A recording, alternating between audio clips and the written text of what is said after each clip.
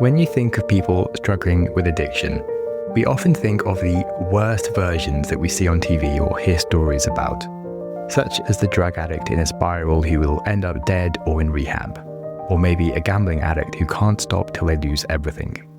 Maybe when you hear the words porn addiction, you might think of someone that consumes porn 5 times a day, perhaps even at work, or maybe they miss work to spend time enjoying porn. Well, actually, most forms of addiction are usually a bit more low-key. They are not so dramatically ruinous and are a much slower problem. It eats away little by little at our life. Let's say you need 2 or 3 drinks a night to feel normal. That isn't antisocial. It doesn't get in the way of your work, but it does greatly increase your risk of liver disease and obesity. I would call these more mediocre yet devilishly difficult addictions. They don't have a sense of urgency to them. They don't need to be solved straight away. There isn't a manic level of disaster surrounding them. So they can live with us for a long time without ever being solved.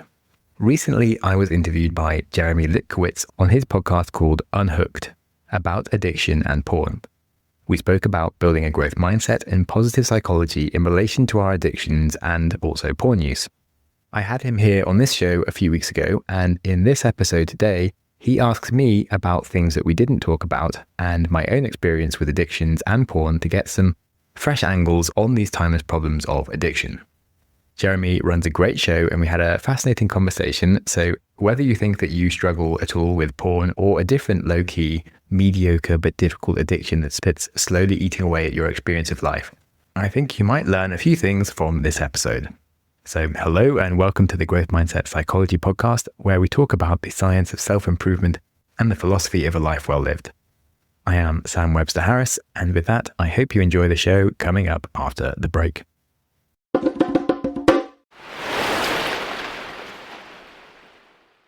You're listening to Unhooked. Today, I'm joined by Sam Webster Harris, a serial entrepreneur and the host of the Growth Mindset Psychology podcast. He is also the host of the new history show, How to Change the World.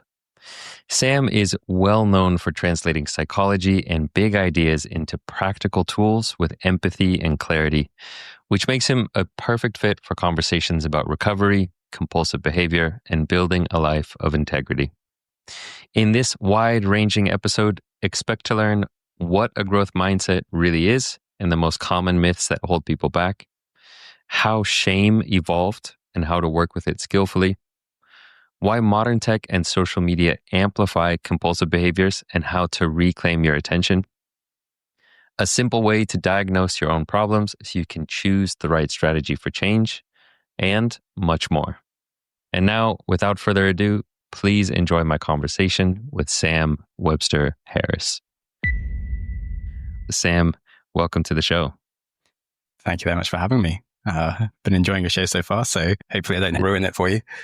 Yeah, it's been nice because we both have podcasts. We've both been kind of checking each other's podcasts out, and I've been doing a deep dive into your podcast and really loving, kind of the way you present a lot of the ideas. So the Growth Mindset podcast, just a lot of really cool ways of explaining some of these topics that can be a little more esoteric or erudite or just kind of philosophical, but you really bring them down to earth in ways that I appreciate.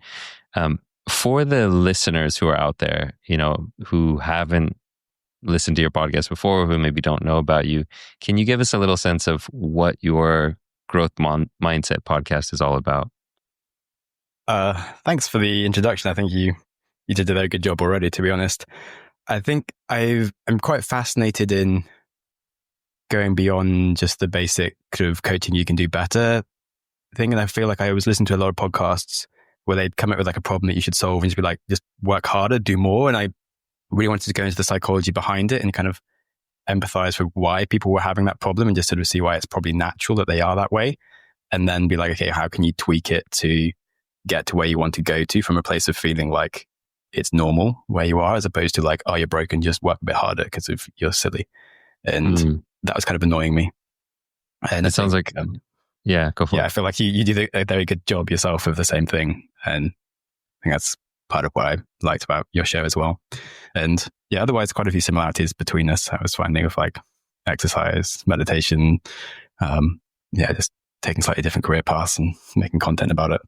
Yeah. And did I see you're into high rocks as well?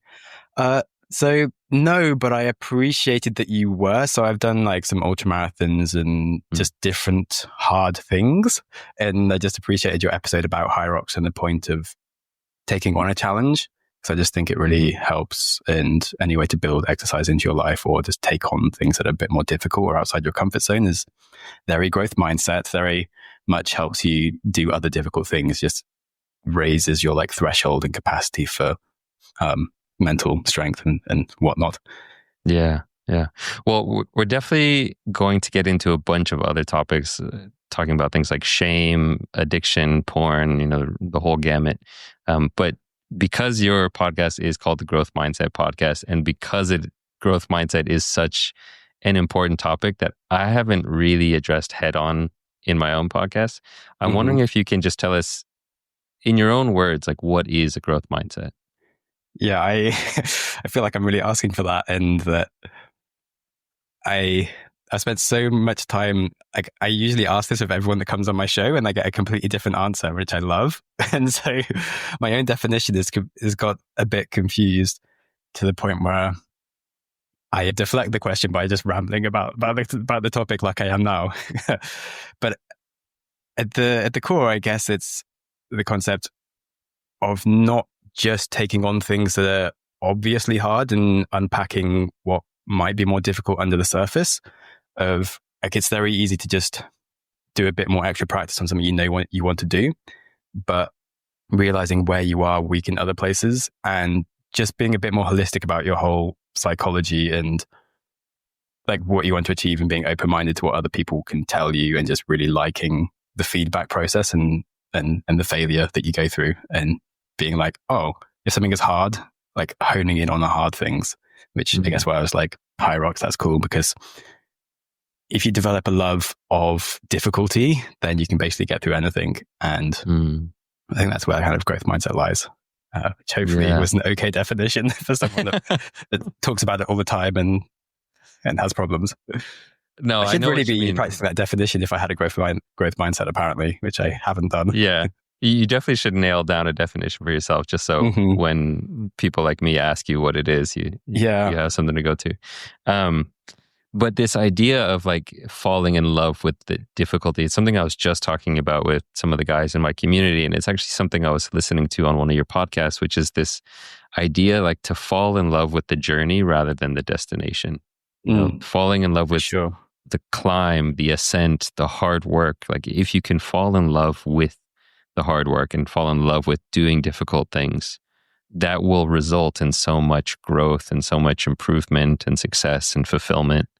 Even if you don't achieve the success, like just the feeling of fulfillment from doing difficult things is really rewarding. Yeah, for sure. As in, I feel like there's a bit of an urge whenever things are difficult to seek something easier. And I think it's really obvious if you think about the concept of surfing. Like you go out surfing for a while and then like you finally get onto a wave, and that's like the really difficult bit. And if you just give up straight away and jump off the surfboard, what was the point of ever going surfing? Like the point is like that is the moment where you have to try hard and stay on it. And whenever you're in your work or anything, whenever it's difficult, that's probably the bit where you're doing the most important thing. And that's like the moment where like you get your shot to make something good. And so like this is the bit that you've actually been waiting for your whole life. Instead, like if you just get out your phone and go on Facebook or do something easy, like that, you're never going to get anywhere, right? And recognizing that, I think, is super important. And then just the concept of the journey, like you don't go hiking just to reach the end, you go hiking to do the hike, right? And yeah, if you look at Instagram and see people having like travel photos, it looks great, but like there's lots of boring parts in the airport around it. But if you can make the airport fun as you're hanging out with people, or just all the rest of the journey is like, that's your life that you're living. So you kind of want to be in it as opposed to constantly escaping it with phone notifications or porn or whatever it might be for you. Yeah. Was there a moment in your life where this topic really kind of became important, something that you overcame, or a challenge in your life where, I mean, I imagine there must be, like because, challenge. Yeah, because you have a history of like Mm. running businesses. You sold a Yeah. company. It sounds like there must be something that made you feel like, hey, understanding, human growth, optimization, growth mindset. This is actually really important. So, what was it that made you feel like this is more important than running and selling businesses? I think so. There's two parts to this answer. Firstly, a very accidental process of I was studying biology at university, and my best friend had a little sister who was doing her biology A levels, and she was just failing everything. She was at a school that was just terrible, and like the teacher thought everyone, like if anyone got a D, they were like pretty happy, which wasn't very good.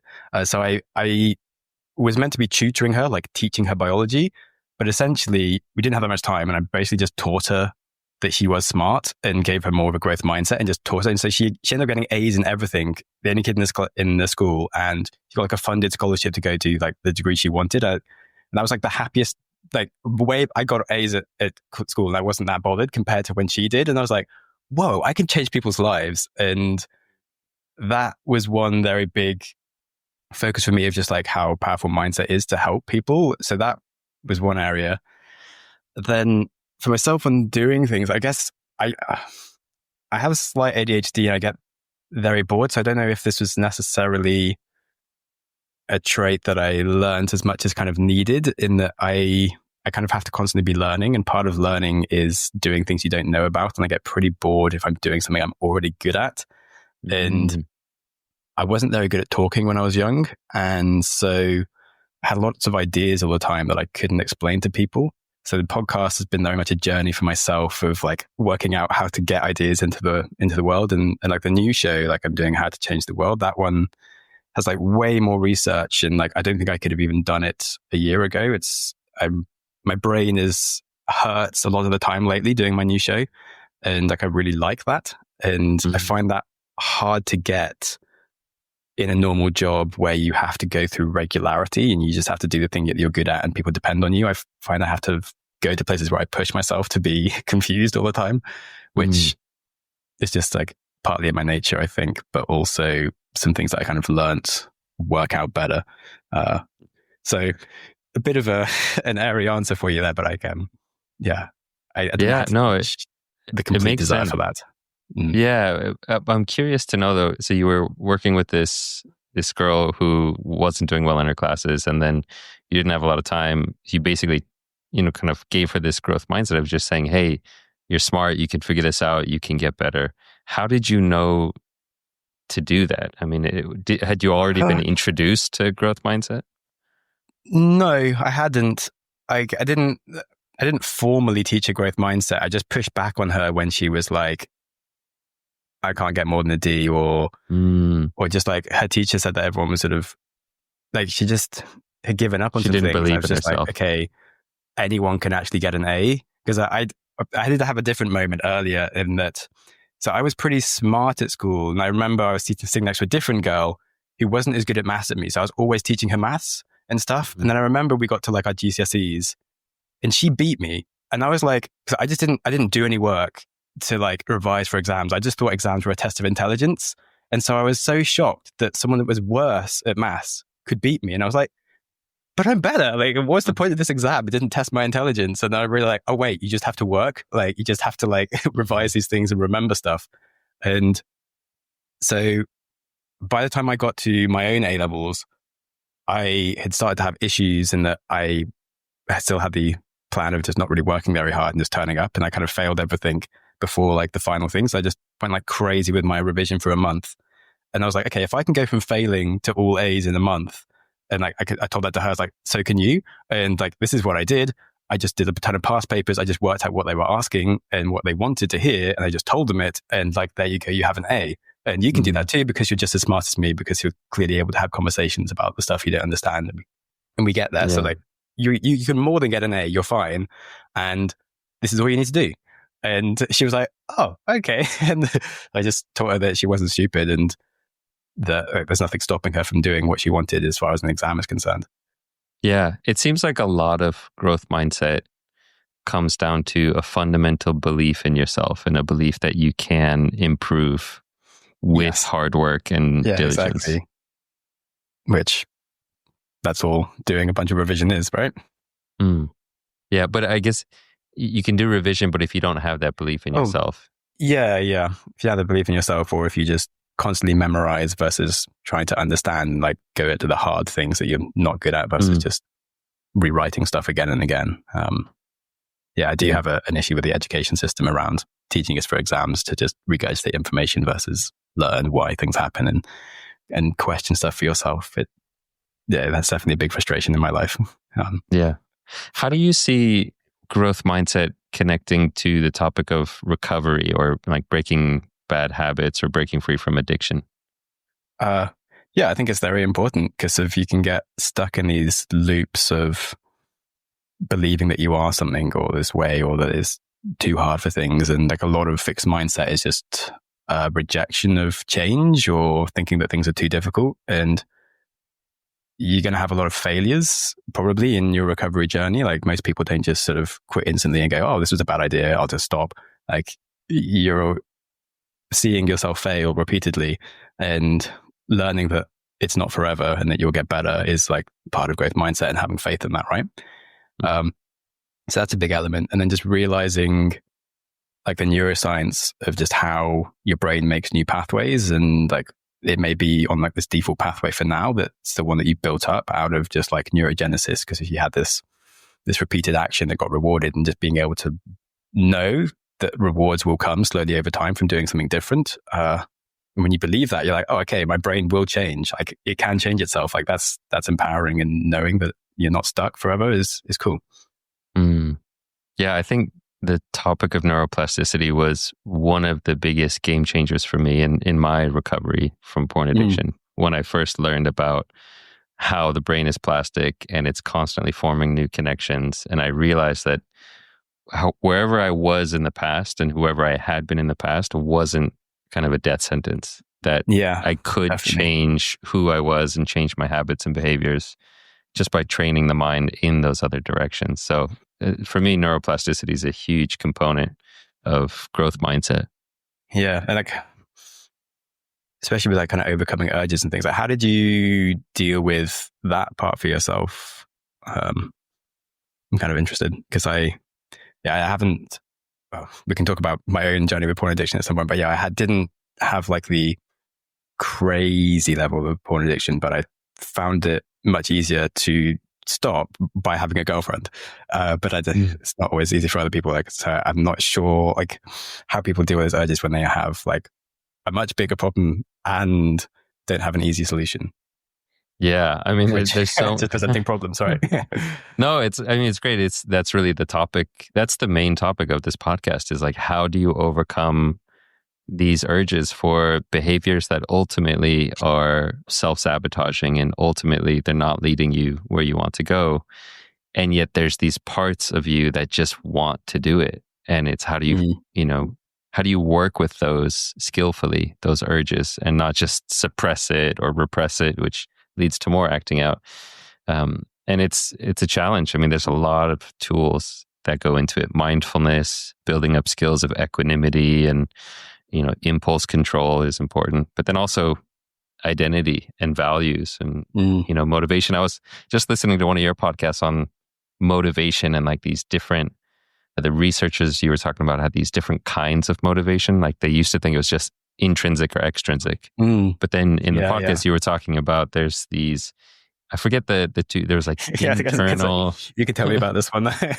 It was internal, and then there was the value driven intrinsic. Yeah, it is. And like, who do you think you are? Why are you doing it? So like the people doing like the super long hike across America, if they're just doing it to sort of show off, wasn't so good, versus like if you're just doing something for charity, or if you've like publicly put it out there, you kind of just have this sense of shame if you don't do it, and reward and like desire to do it for a purpose, which is really handy, because it just has something that's less inside your internal motivation, and like your internal motivation isn't that good, because it always just is very flaky, and like that's fine. You should just expect that and work with that, and doing something for other reasons besides just because you think you want to is really important. Yeah. But what I found really interesting is the kind of value driven intrinsic motivation. What you said is like the researchers showed that people who did the thing for that motivation lived like happier, more fulfilled lives. That both people did the thing, like both people did the trek across the country, but the people who did it from that value-based motivation were living happier lives. And I think that's a big component of recovery too. It's like if your motivation to quit porn is just shaming yourself, that will only take you so far. But if your motivation to quit porn is because you have certain values around respect or, whatever it is, that can take you much further. Yeah, for sure. It's interesting. As in the same, like I was vegetarian for a while. Like I'm not anymore, but I'm increasingly just looking at animals and being like, oh my God, these are really cute. I don't want to eat it. And like, I feel like that's something in my head. And I feel there's a bit of a similar cognitive dissonance around porn of like, it's kind of weird to be like objectifying women in this way and just having this sort of around you and just expecting like to be able to consume it is kind of odd. Like as soon as you've finished masturbating, it's pretty weird to have it on your computer and you're like, ugh. But until that moment I think it's the like, post-nut clarity is real. A lot of guys know what that is. It's like as soon as you orgasm, you kind of wake up to where you are. You have this sudden awakening of, what am I looking at? And how is this really how I'm living my life? And it can be quite distressing. Definitely. Which, what was your experience with porn and kind of recognizing that it wasn't maybe the healthiest thing?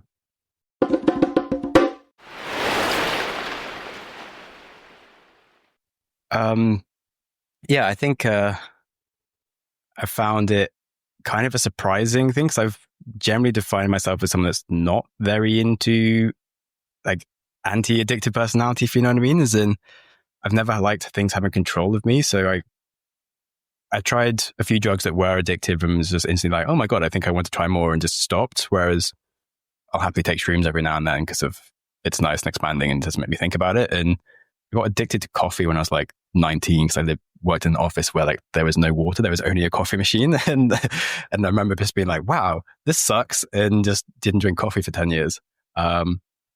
So when it came to like porn, like I remember all my friends, like some of them showing off about like masturbating 3 times a day or something. And I remember actually feeling shame that I couldn't, and being like, wow, I couldn't even masturbate more than once a day if I tried.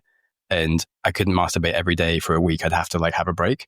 And so I just kind of didn't even think that I could vaguely be porn addicted. And I went through most of my life sort of masturbating like a few times a week and feeling perfectly happy, like it was under control. And then it just slowly got more as like, I think my ADHD got worse, and just social media and other stuff. Just as you got used to having like email on your phone and just checking things all the time, I feel like porn also got worse for me. Like I still wouldn't do it more than once a day, or like still probably couldn't do it every day a week, but it was just more present in my life. And like the urges to like, that I couldn't stop became hard, if you know what I mean. As in like, you just think, oh, maybe I could have masturbate at that point. Like as soon as the thought was in your head, like it was basically, well, I definitely am. I couldn't just suddenly stop it kind of thing. But I didn't necessarily realize it too much for a while, because of, in my head, a porn addiction was someone that's like masturbating 5 times a day and can't like get through their normal life, or someone that has some kind of like lost all their money spending it on like OnlyFans or something. And it was just like someone that's like ruining their life with a porn addiction. And it's just sort of like mildly present and stopping me from needing to find a girlfriend, which is actually really bad for your life. But at any given day, it's not really like a problem that you would necessarily complain about. And so, at some point I kind of realized, hey, this probably isn't good or right. And it just like slowly got into my life, you know? Mm-hmm.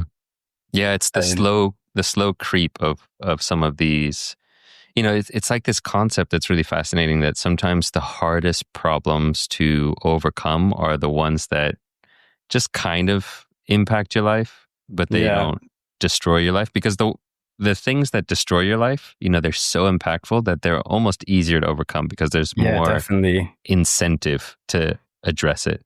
But the ones that are just slowly eating away at you bit by bit, drop by drop over years, they can be really challenging, first of all, to even identify, let alone to have the motivation to address it and put in the effort to break free. Yeah. Yeah, 100%. There's the same thing in the inverse way of like mediocre success of something that you get a bit of reward for. Like you have a podcast that you have like a few listeners that they like, but it's not actually growing. And after like 500 episodes, it sort of takes up your time. But it's like your permanent, all of your extra capacity is just going into that thing that like is sort of rewarding, but is never going to be big. And that's harder to quit than like a startup that fails or is like growing exponentially. And I think, it's an important concept, just like this mediocre crap or mediocre success level is just really hard to notice.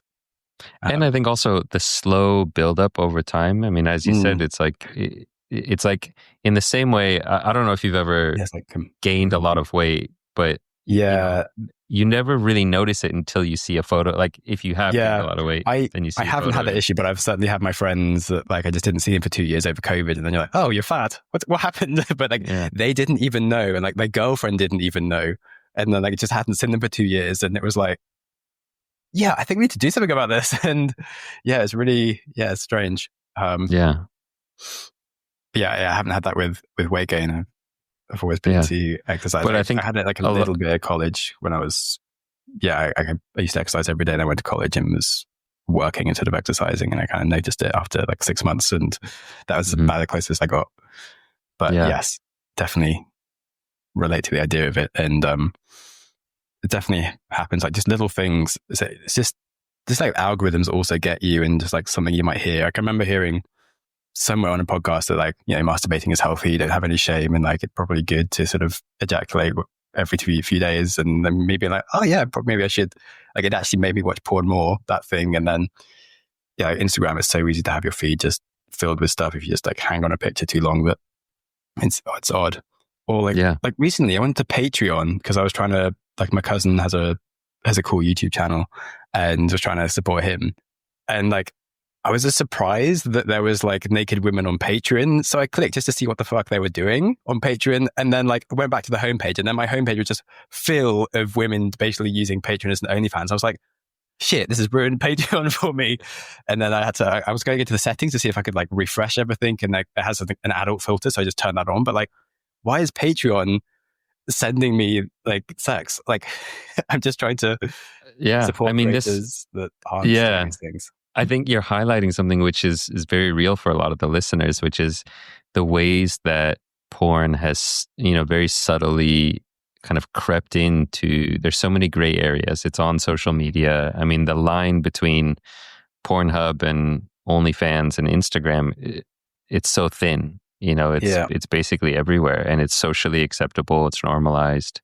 And also because porn is such a huge industry, as you mentioned, kind of like, oh, sometimes just a little fact will get into your brain, and that might cause you to act out or, watch porn even more, like, oh, masturbation is healthy for you.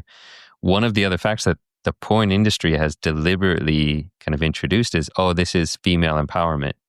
This is women liberating themselves and just sexually expressing themselves.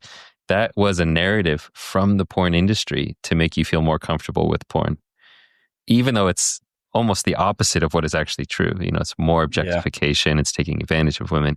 But those things can get into people's minds like a virus and make them think, oh, there's nothing wrong with porn. This is female empowerment. Yeah, for sure. And maybe it is all right for some women, but it definitely seems like most of them don't enjoy these things. Like it is interesting that women can make money doing things. In some ways, I'm like, I wonder what I would do if you could just sort of make money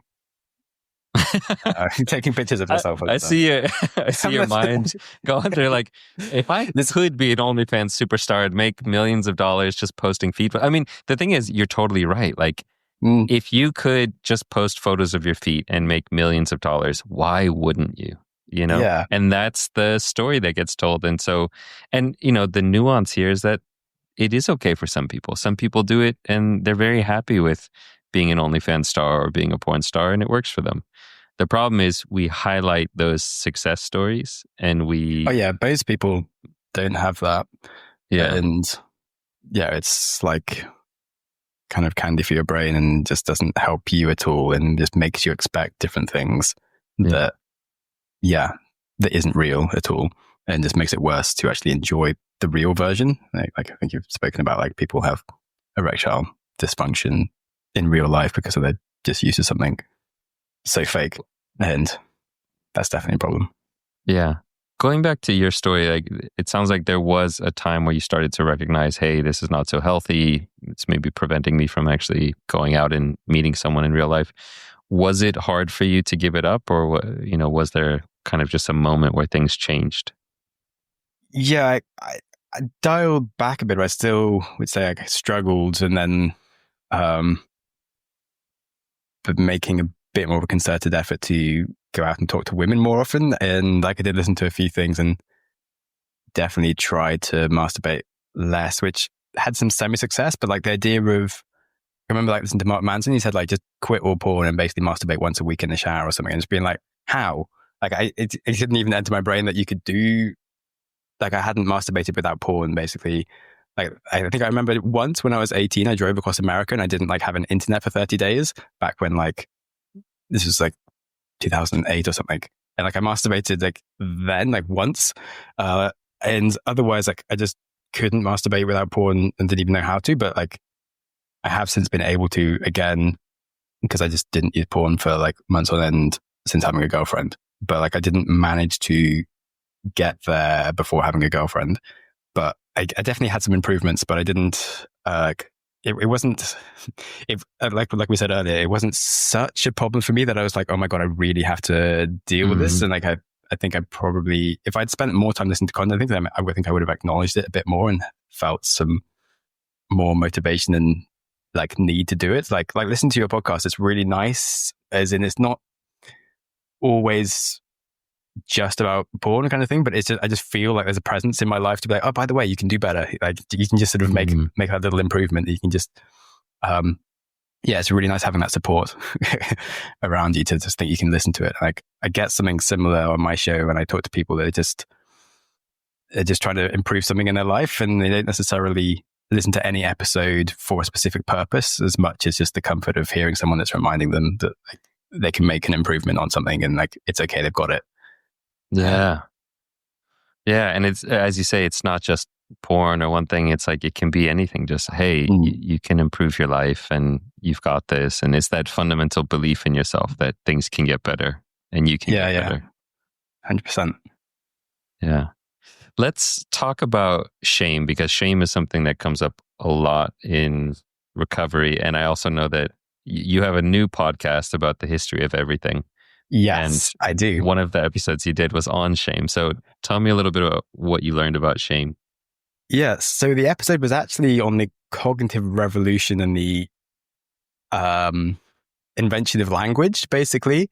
But in that process, we also invented shame. So humans are the only animals that actually feel a sense of shame. Like, you might think your dog has shame, but it just knows that it's done something wrong and that it might going to get punished. It doesn't want to get like hit. It doesn't actually necessarily feel bad. Whereas we feel terrible when we have shame. And like, it's just essentially from once we had a language and we were able to talk about things beyond, like, monkeys can just make a call that sounds like a noise will represent the fact that there's a lion coming or an eagle, so they can run away, but they can't talk about where it's coming from or what they think about it or what you should be eating for breakfast or if you're doing well or not. Like, whereas we started being able to just talk about things and talk about people that weren't around. So we could be like, Jeremy, he's a bit of a weirdo. He's always masturbating. And we can gossip about you and say that we don't like you for whatever reason, or that you meditate too much and you should just get back in the real world or something. We can say stuff behind your back and you'll feel that and know that you're maybe less useful in the tribe or whatever, or that your like position is just being at threat. And so shame is like, it's got this double sense of, when you have that sense of shame and you betray yourself, like you go red. Like, no other animal in the world also blushes, but when we blush, we show people that we feel bad about what we're doing and we wish we hadn't done it, which helps people forgive you. And internally, you're also feeling terrible, which is basically your body telling you you should do something else. Because if you feel that shame, it's like it's like the guide to be like, okay, actually, maybe I shouldn't hit someone, or I shouldn't like steal these steaks. I should like be better for everyone, and I should be a nice person. And so we basically evolved gossip and shame to kind of keep ourselves as like a social glue. So you think of gossip as like at school, people gossiping about things, or at the workplace, you think of it as bad, but actually gossip was basically what made society work and made us like actually social beings that are good to each other. And we kind of So you're saying gossip is a good thing. yeah, gossip essentially is what made society work. And if we didn't have gossip, we just wouldn't give a shit. We just do what we want, and like it would be kind of useless as a society, which you wouldn't expect. And then we also kind of slightly domesticated ourselves by execution. So people that didn't have that social gene and didn't have a sense of shame and would just do what they wanted, we basically would gang up on them. And through gossip, because we were able to talk behind their backs, if someone was always like raping people in the tribe or taking food, like one day when they're out hunting, people would just be like, okay, we'll just kill him. And that's literally how we became more social and like kind to each other, because we want to show that we're nice and probably shouldn't be executed, which is sort of strange. But like the goodness of our nature came from essentially being able to kill people, which is a bit of a duality, but kind of important. But it's also why we have some problems that we're still comfortable killing people if we get slightly too much into ideology and whatnot. But it's fascinating because I had no idea about this until I started learning about the evolution of language and why we do what we do. Totally fascinating. Like I'd never thought about it from that lens before, that basically our ability to talk about people is what is kind of what gave rise to the ability to shame and feel shame. And it's interesting because shame, I'm actually a big proponent of healthy shame. Yeah, exactly. Pro-social shame. It's a guardian. A bad thing. Yeah. Just in Buddhist philosophy, it's like it's known as one of the two great guardians of the world. Like, yeah. So it's really fascinating that it can be protective. I think this is an issue that we have today, that we can go too far with like shame is just bad. And so if you think about like my parents' generation, they were taught that like, okay, if you work hard, you can get what you want in life, and you maybe aren't going to be something amazing. Whereas like our generation was taught like, hey, you can do what you want, but you probably have to work hard, and we're still comfortable with working.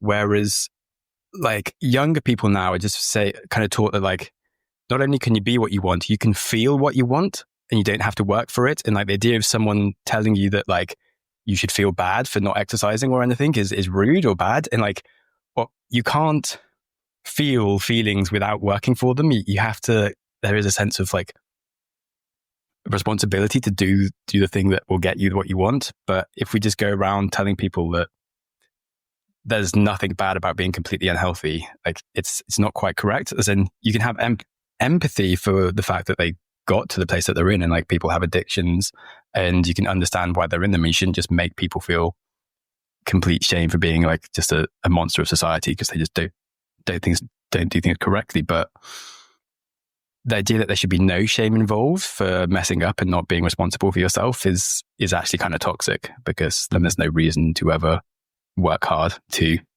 have a growth mindset and actually deal with your issues head on. Yeah. I mean, you said it, that like shame is the thing that gives us the motivation to deal with our issues. Otherwise, we're just giving ourselves a free pass and saying, it doesn't matter if I do anything unskillful or harmful. Yeah. I don't need to be ashamed. Yeah. This is a really weird issue that we're kind of creating, where we're kind of saying that you can just be entitled to your feelings. Like, it doesn't really make sense.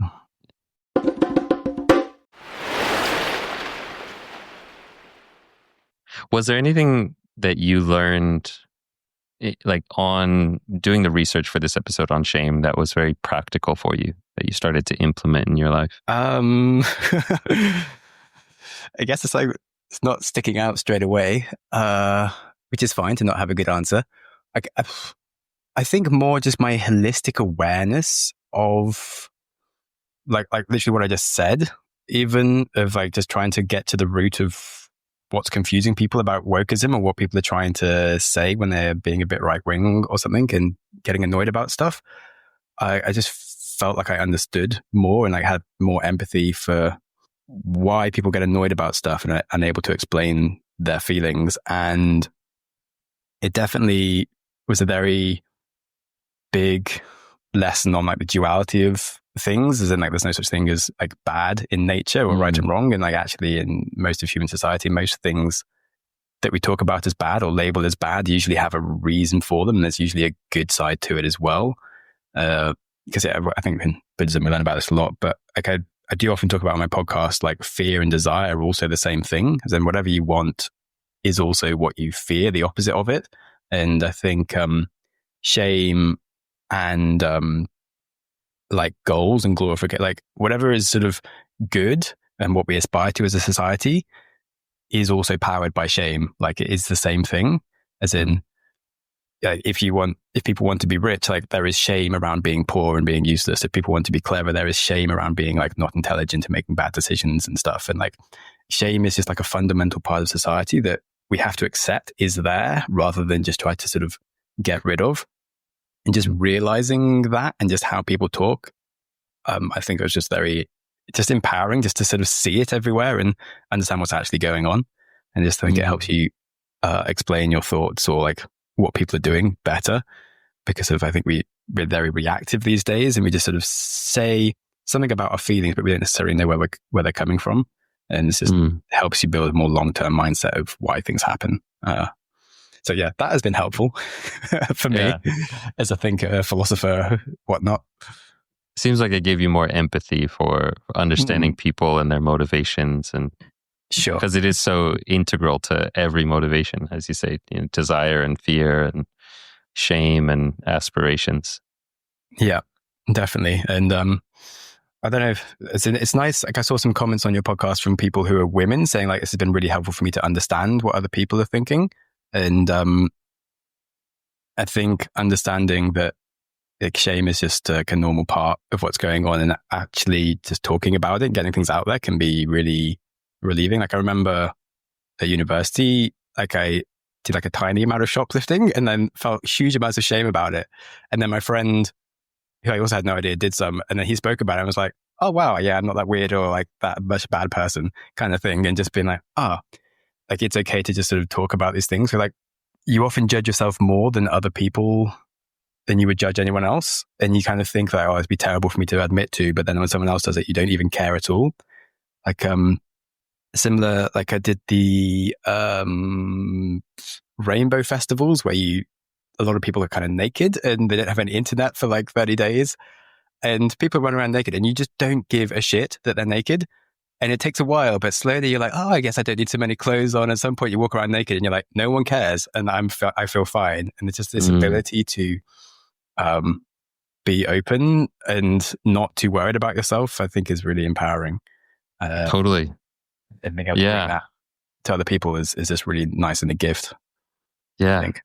I was just talking about this with a client the other day about nude beaches and how personally I find them to be so liberating when you go to a place that kind of culturally, it's very accepting of nude beaches. Like I was in Spain, went to a nude beach and it's just normal there. And nobody's kind of like, oh, we're doing something, strange. It's just people were just nude on a beach under the sun, in the ocean. And it was so liberating to just feel comfortable and at ease just being naked. And I think there is something, letting go of that false belief of there's something wrong with me or I'm broken or I'm different in some way. Yeah. It's so funny. Like in the book of, in the Bible and Adam and Eve, like the first thing they did when they bit the apple was they covered up their genitals. So that like shame about our body, kind of goes back thousands of years. Like it's something very primal, but it can also be liberating when we let go of that. Yeah, 100%. There was definitely like a link I've kind of felt in like as I've been going through these very early processes of like where humans come from, of like how much linked it is to the Bible. Of as we learn stuff, we kind of develop shame and like just next thing we start developing is weapons and starting killing each other and things. And it's just all the things that are spoken about in the Bible. And then the other thing I feel it's just made me so much more aware that we are an animal, which I've found is really nice with the doing nude beaches and stuff. And just like I would really recommend doing a rainbow festival for anyone if you have the time to find one. That you just kind of live in nature with a bunch of people and you just feel like an animal, like, and you just realize that humans, it's just so abstracted from us. Like we just get like packages of like cut up meat and like vegetables and things. You have no idea where all this stuff has come from. Like our whole life is just sort of presented to us that you just don't forget that you are literally just another living, breathing organism like every other cell animal on the planet. Yeah. And like there's just reasons for the way that you operate and do things, and like it just makes so much more sense. So tracking humanity from basically when we came out of trees to today, that I'm doing on my show is just, it's just so obvious that like I studied biology, like I studied the history of evolution, but even doing my new show has just made it even more obvious just as we've gone through each like technological leap, as opposed to I just went through like the biological leaps on my degree, but actually I think the technological leaps of where we went from like ape to sort of slowly building society and just sort of these different waves that we went through is just, it's really fascinating, I found. And that wasn't something I was quite expecting as we built society, but it's been really helpful for me, and also helps build empathy for other people when you're like, okay, we're all just silly animals that have these different lizard brain and like mammal brains and stuff going on. So you've interviewed a lot of people on your podcast. You've done a lot of episodes. You've done a lot of research for the episodes. What would you say is the most important lesson that you learned in doing your podcast? About life, about life. Like, is there something that just kind of like really struck you?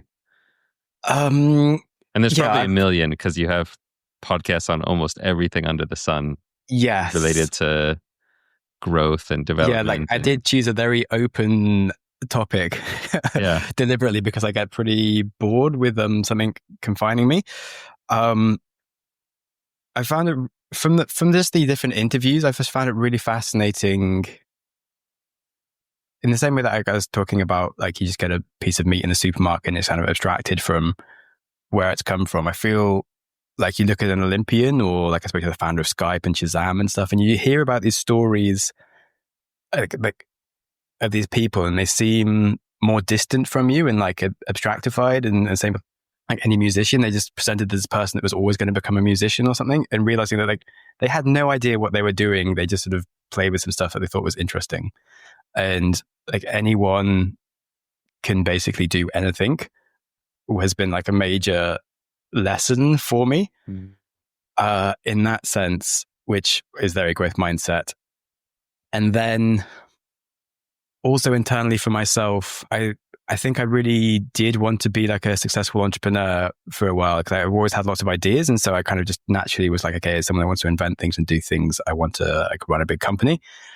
And realizing through the process of making all these episodes and getting to explore lots of stuff that I actually hate the stress. I hate having lots of calls, and that most of the people that I speak to who are entrepreneurs are really stressed. And I don't aspire to be a stressed person. And I actually really like having time to myself to like go running on the beach every day and just like noodling on my own philosophical, weird, intellectual journey about the history of humanity or something. And like, no one can tell me what to do. I don't have to like call anyone when I don't have to. I don't have to pay anyone. I just do what I do when I feel like it. And like how nice that is, has been a really interesting journey for me it's just made me think about what I actually want to achieve and do, and how I can help people in humanity whilst doing things that actually interest me in a way that I would actually enjoy, as opposed to just what society tells you is normal, quote, success, etc. Yeah, I totally resonate with that. I was in a PhD program for genetics and realized that all my peers and all the postdocs and all the PIs PhD, were all... they're all stressed, yeah. they're all miserable. I mean, they're all living in a prison of... Not all of them, but, there's so much kind of like... Yeah, but so many people are just feeling, not good enough, and it's publish or perish. And I just realized that the path I was on, like, wasn't a path leading to happiness for myself. And I also, like you, I was like, I want a more fulfilling way to live. Yeah. And so I think those course corrections are so important for anyone listening, like to take a step back and say, is the path you're on a path that's going to lead you to happiness? Yeah, that's definitely, well, so now I introduce my show as like science of self-improvement and just philosophy of a life well lived, where I try not to do too much of this is the way and more of like, you have your own way. Let's like just ask some questions about what it might mean for you. And like, is this as important as this other thing? Like, because some people really like freedom. Some people actually like having a normal job and a 9 to 5 and time with their kids. Some people just freaking love selling stuff and building businesses and working all the time. And that's fine. As long as it's sort of for the right reasons for them. Right. And yeah, I think places where you can kind of philosophically ask these big questions for yourself and not be told what you should believe is, I think, is really important. Yeah, I think that's one of the things I appreciate about your show is it's not a one size fits all. It's a self-awareness question of figure out what's important to you. It is a nightmare. It is a nightmare for advertisers because of it's like, who listens to your show? Well, I've got like VCs in Japan. I've got some DJ in like Mount Sinai that I've spoken to. Like I've people from Timbuktu who are just like students. It's really cool, but trying to typecast them and sell anything and like make money has been harder than I would like. But it doesn't really matter. I haven't been too motivated by money, which is very handy. Otherwise, I'd have an issue. Yeah, fantastic. Well, I guess the last question for you is: if people want to learn more about you and your podcast, I mean, there's a lot of things you're putting out there. Where should people go check out your work? Thank you for asking. So. The Growth Mindset Psychology podcast is the one that I've been running for 8 years, where I talk about philosophy of a life well lived and mindset and psychology. And then my new show, the history one called How to Change the World, is about the history of innovation and basically every major idea that we've had that's about as important as the internet. I'm trying to cover in chronological order from the start of like humanity fire. So it's going to be like a 10-year project that I'm on. That's a bit crazy, but I'm really enjoying it. And it's full of fascinating things that you wouldn't expect. Like from the language one, it's like a huge deep dive into execution and shame it actually has lessons for today. Like every episode is just, it's good. Is what I'm saying, which is perhaps a bit up myself, but yeah, I'm surprised how much I'm learning doing it. And yeah. Sounds like an epic project, yeah. And I can understand a 10-year project with starting all the way back from the earliest inventions. Well, definitely want to recommend everyone listening to go check out your podcast because it really is great. And you approach these things with a very human, empathetic, kind of down-to-earth perspective. So I appreciate it. And I know a lot of the listeners of this podcast will. So thanks for coming on the show. It really was a pleasure to chat with you. And I imagine we'll do some more of these in the future. Yeah, thanks. We had a few ideas for stuff we could collab on and looking forward to that because I'm really, really liking this show. So it's working. Cool. Take it easy. Awesome. Thanks, guys. All right. That's it for today, folks. We'll catch you guys on the next episode. Thank you so much for listening. Go you! Your consistency to reach the end of an episode is legendary. My hero! If you have any ideas or feedback for the show, I'm always interested to hear from you. You're the best! Studies show we need time for information to sink in, so I'm going to give you a 5-second pause, silence, to reflect on one idea from the show before you jump back into your busy life. Ready and go.